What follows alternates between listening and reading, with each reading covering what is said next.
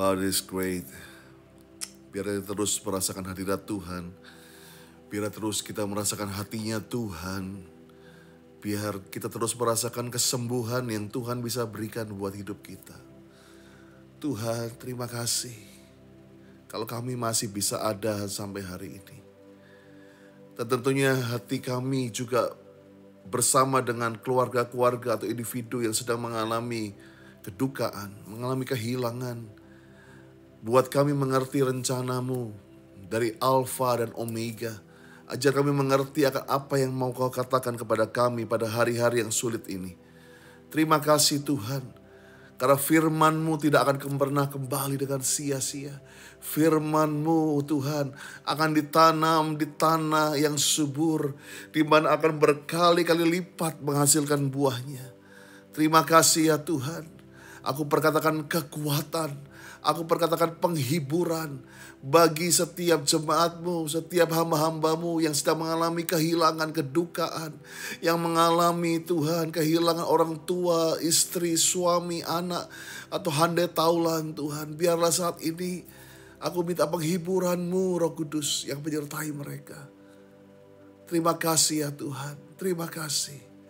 Ajar kami Tuhan dalam masa duka ini. Kami tidak bersalah dengan perkataan kami.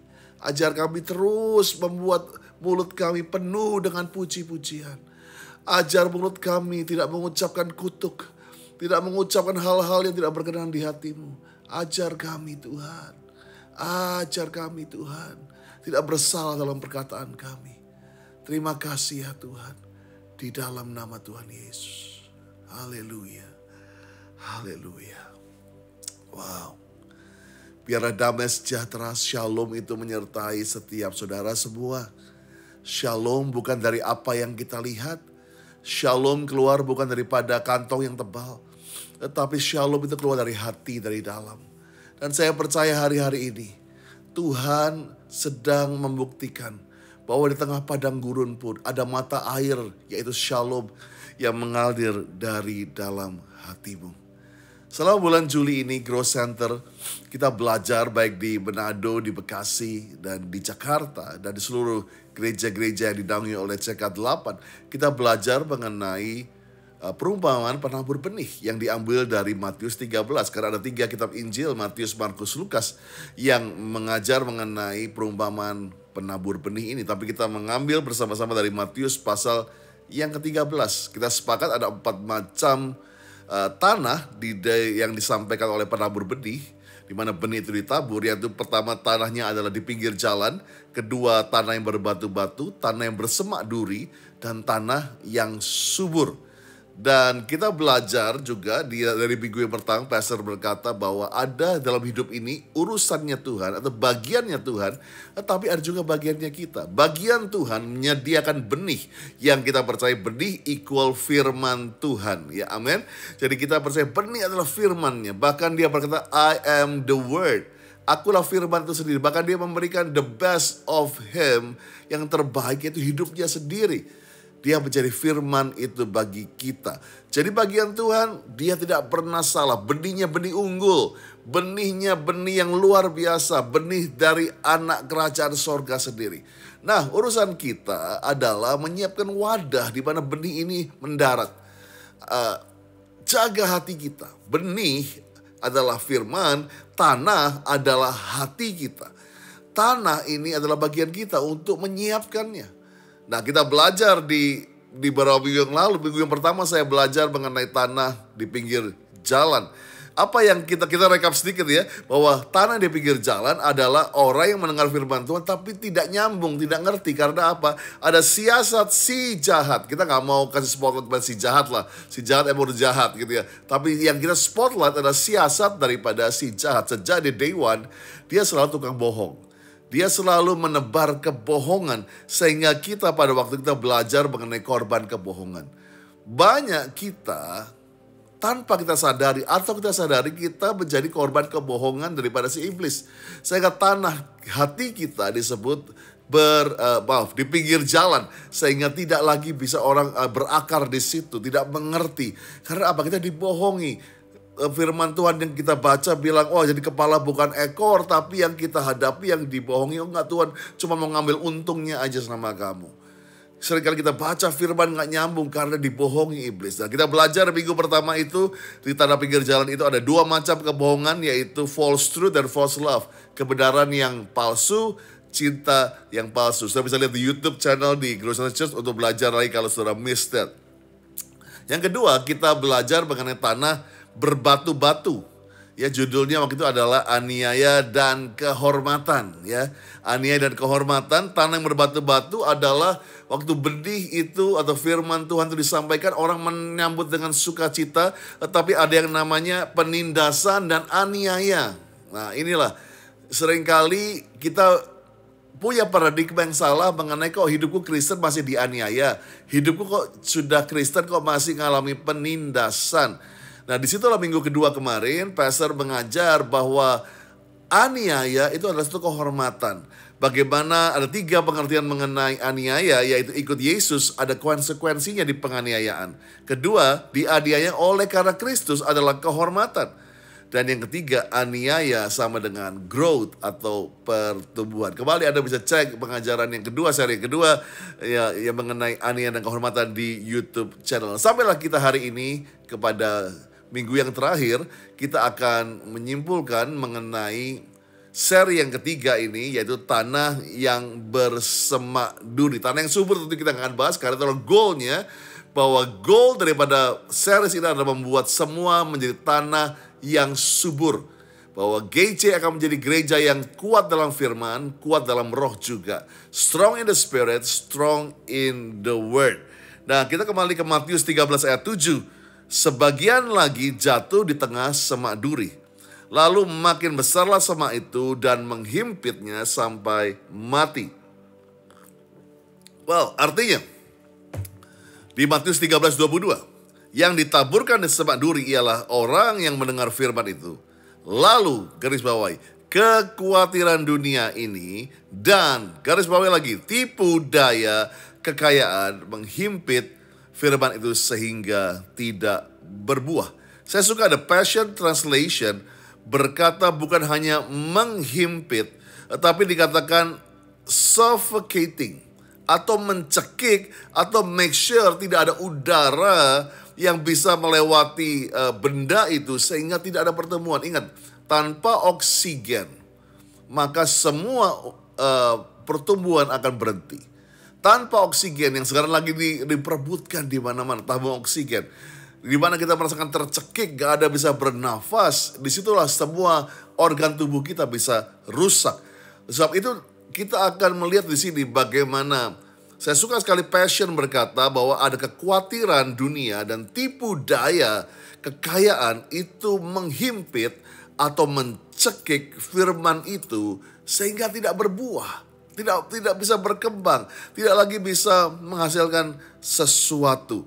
Dan saya percaya saya akan berikan judul series yang ketiga ini adalah mencekik kebenaran. Wah, dari lagu-lagu romantis ya kan, korban kebohongan, lalu ada sinetron aniaya dan kehormatan. Ini kayak film horor begitu ya, mencekik kebenaran. Well, this is just a title. Yuk kita doa, Tuhan ajar kami punya hati tanah yang subur, supaya kami bisa belajar firman Tuhan hari ini.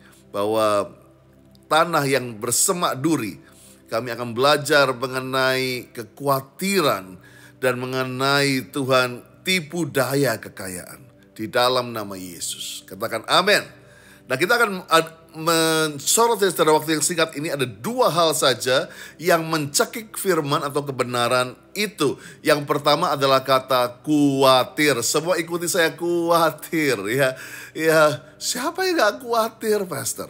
Ya, dalam masa-masa pandemi ini satu hal yang menjadi kata yang begitu ngetop adalah aku khawatir. Khawatir masih bisa ketemu sama orang aku cintai tidak, khawatir aku bisa bayar uang sekolah tidak, khawatir aku bisa lewat gak, khawatir perusahaanku, khawatir kesehatanku, khawatir keluargaku. Kata khawatir ini menjadi keyword di masa-masa pandemik ini. Kita khawatir akan sesuatu karena kita takut hasilnya tidak sesuai harapan kita. Coba rekap Des. Kita itu khawatir seringkali apa? Takut.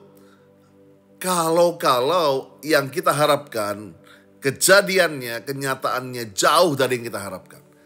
Pastor pernah khotbah mengenai hope, ya kan? Dikatakan ada harapan, ada kenyataan.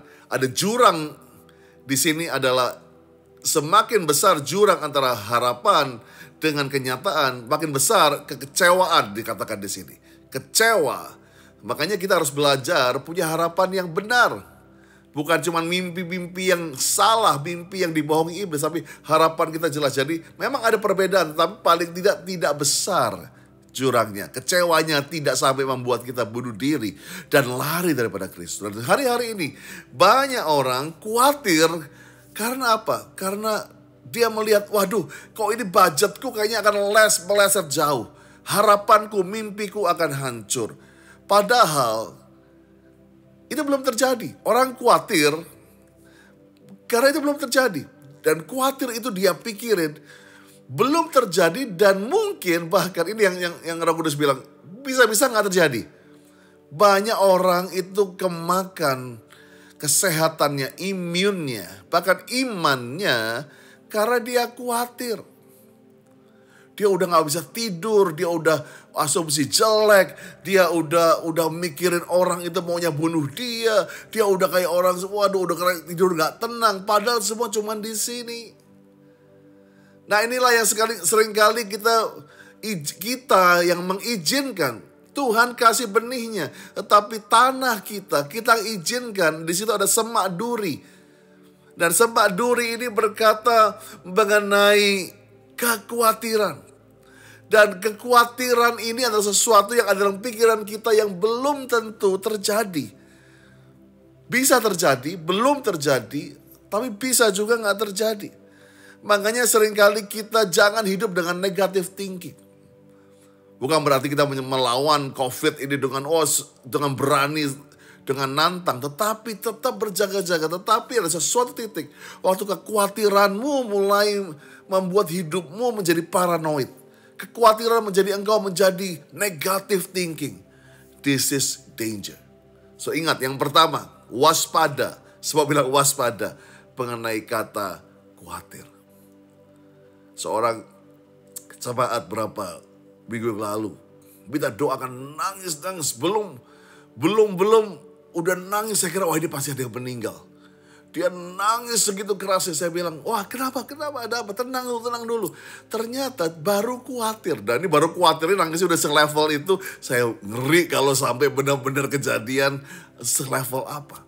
Nah seringkali kita juga begitu, belum terjadi khawatir sudah membuat kita freeze, membuat kita gak bisa lagi bertumbuh, membuat kita waduh udah percuma Yesus, percuma iman, percuma mujizat, udah begitu aja. Banyak orang yang waktu khawatir sebab itu bahaya.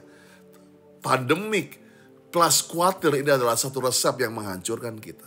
Sebab itu hari ini pertama yang kita soroti adalah kata khawatir. Yang kedua adalah kata tipu daya kekayaan. Kekayaan Tuhan mau sudah jadi kaya. Katakan amin. Ya, bukan rahasia lagi. Tuhan mau sudah diberkati. Katakan amin. Tuhan mau sudah dapat mobil baru, dapat rumah baru. Oh, dapat pekerjaan yang bagus. Tuhan mau. Tuhan gak pelit sahabat saudara. Itu kebohongan iblis yang cuma bilang Tuhan cuma mau menyenangkan dirinya sendiri. No.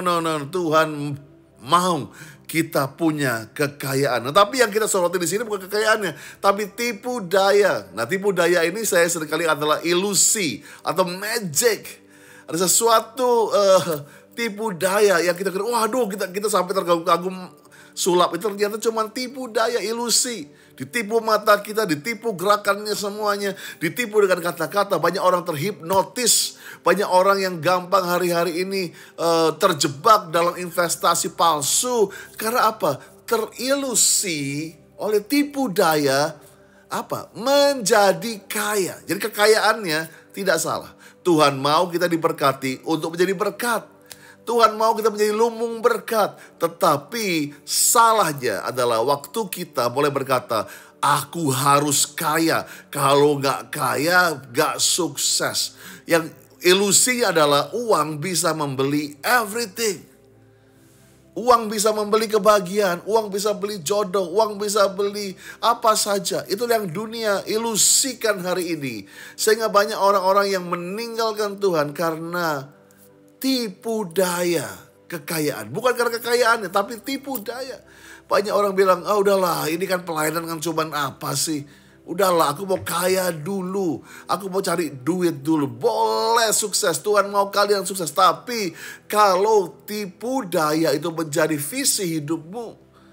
Waktu iblis bilang, no, kamu harus kaya dulu baru orang bisa mencintai. Kamu harus kaya dulu baru orang bisa hormat. Kamu harus kaya dulu baru bisa tenang. Itulah tipu daya dunia.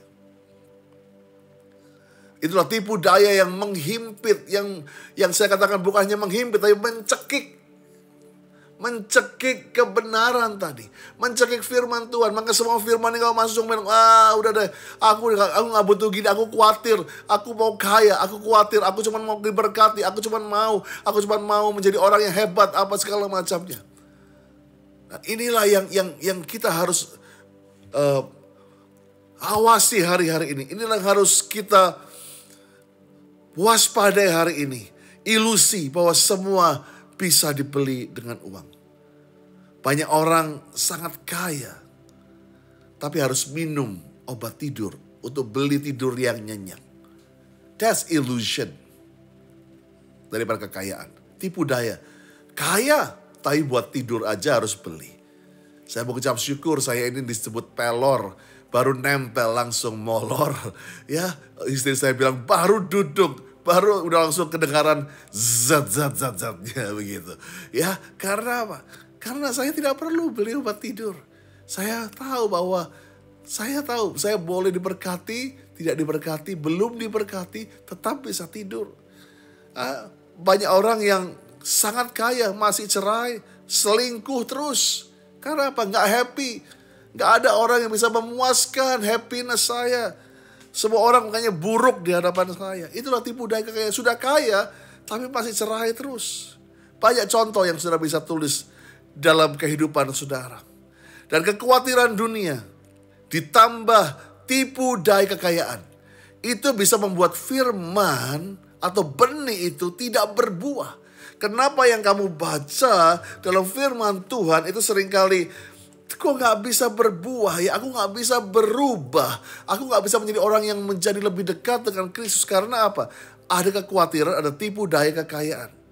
Ternyata dengerin khotbah, bahkan baca firman, tapi kalau hidup ini kita izinkan dikuasai, kalau kita izinkan dikuasai kekhawatiran tipu daya kekayaan, percuma. Jadi walaupun kita itu kayaknya dengar firman, dengan semua YouTube mengenai khotbah, mau cari gereja yang paling top sekalipun, tetapi kalau hati kita masih kita izinkan dengan kekhawatiran dan tipu daya kekayaan, maka itu cuman sebentar saja bertumbuh. Begitu itu menghimpit, maka dia tidak akan berbuah. Tumbuh sih, tapi pohon bukannya tumbuh yang dia cari. Pohon harus sampai berbuah. Katakan amin. Nah, saya mau saudara menyoroti di akhir khotbah saya ini adalah kata-kata di dalam tadi Matius 13 yang kita baca. Dikatakan lalu makin besarlah. Wow. Lalu makin besarlah semak itu dan menghimpitnya sampai mati atau mencekiknya sampai mati. Ingat, semak itu tadi kita belajar dua hal apa? Khawatir dan tipu daya kekayaan. Nah, di sini yang kita mau soroti, lalu makin besarlah. Saya percaya hidup ini memang tidak bisa free dengan tipu daya kekayaan, free dengan khawatir.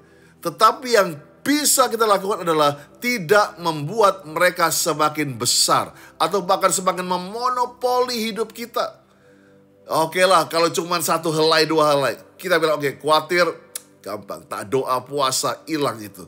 Tipu daya kekayaan gak bisa mengoyangkan fondasi kita. Tetapi yang bahaya, yang Matius 13 ajarkan di sini adalah kalau kita mengizinkan semak duri itu semakin besar. Tidak bisa hilang memang. Kita bukan berarti menjadi zero worries hidup ini. Ya, Saya khotbah ini saya banyak kekhawatiran.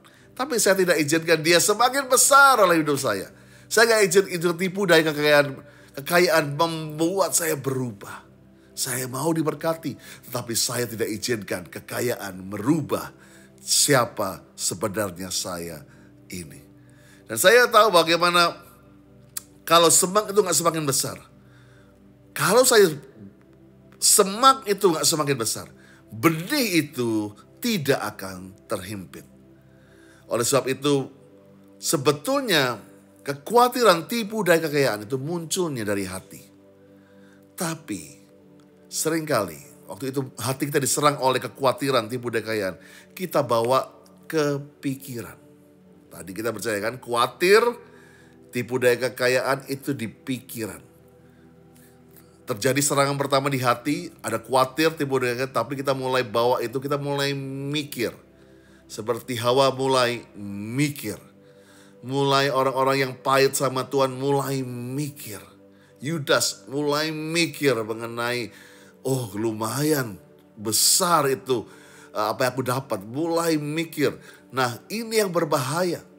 Kekhawatiran tipu daya kekayaan Yesus pun diuji dengan itu.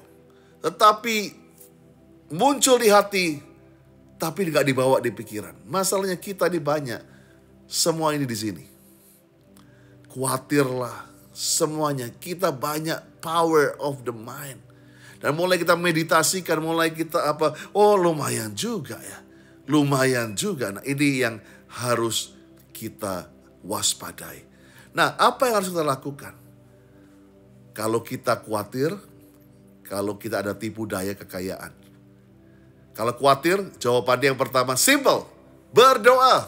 Saya suka Pastor Benny Gunawan berdoa. Nah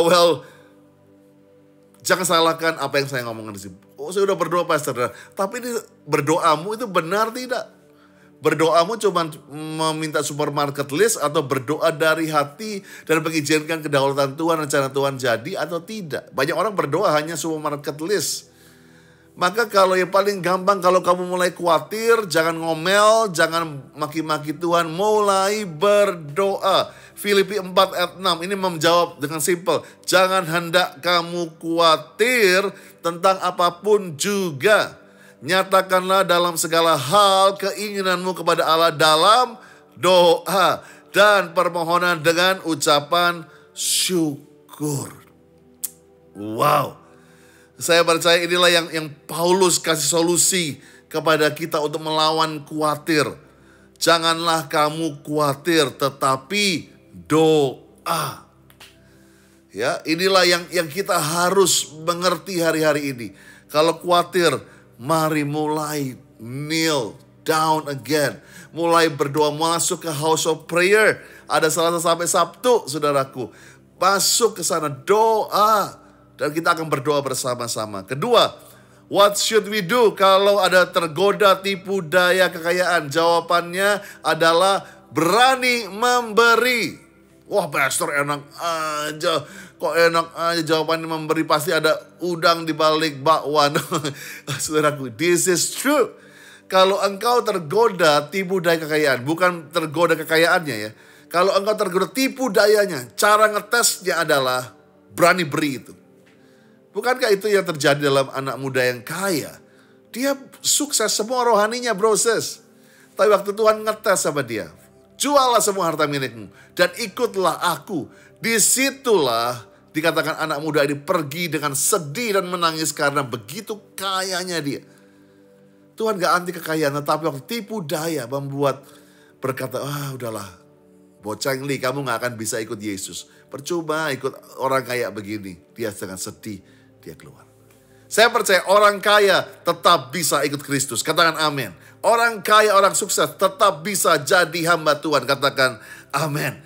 Ya, saya akan bacakan di sini 2 Korintus 9 ayat 6 sampai 8. Saya suka sekali perikop yang memberi dengan sukacita membawa berkat. Yang memberinya dengan sukacita ya, bukan dengan kutuk. Membawa berkat. Camkan ini, orang menabur sedikit menuai sedikit juga. Orang yang menabur banyak akan menuai banyak juga. Hendaklah masing-masing memberikan menurut kerelaan hatinya. Ini penting. Jangan dengan sedih hati atau karena paksaan, sebab Allah mengasihi orang yang memberi dengan sukacita. Allah sanggup melimpahkan segala kasih karunia kepada kamu. Dia sanggup supaya kamu senantiasa, garis bawahi, berkecukupan dalam segala sesuatu, malah berkelebihan di dalam pelbagai kebajikan. Orang kaya yang benar, yang gak kena ilusi adalah orang kaya yang tidak takut untuk memberi. Tolong periksa dulu perkataan saya, jangan langsung, ini pastor punya hidden message.